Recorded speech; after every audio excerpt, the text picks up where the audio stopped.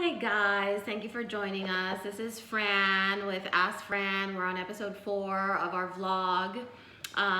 Today we're going to talk a little bit more about the ketogenic diet, what it is, how you get into it, how it works, and how it can help you achieve better health. So as mentioned previously, a ketogenic diet is a high-fat, moderate protein, low-carb diet.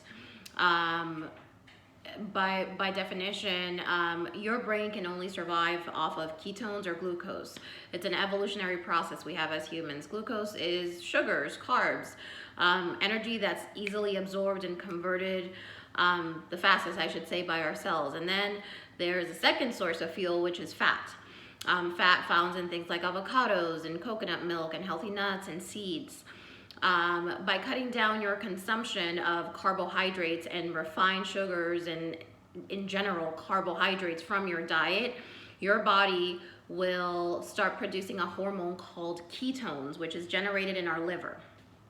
And what that does is it allows your body to burn fat naturally as a source of fuel because our brains only work with fat or sugar.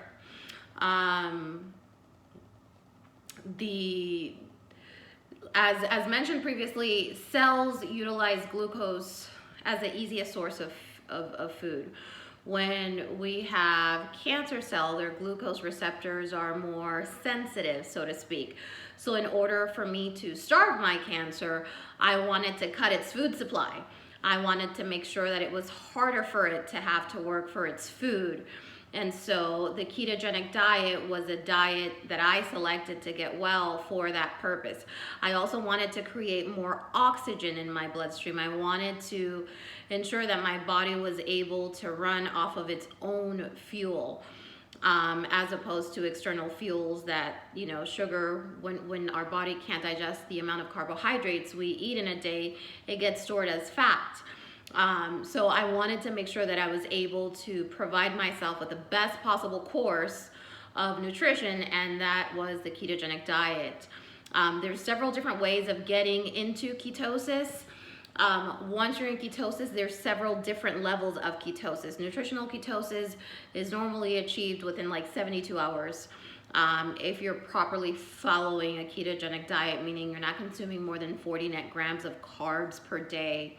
And we'll get furthermore into detail as to what that means for you. But I wanted to make sure you understood what the protocol is, and that would give you the opportunity to better understand what we'll be discussing in our next episode. Thanks for tuning in.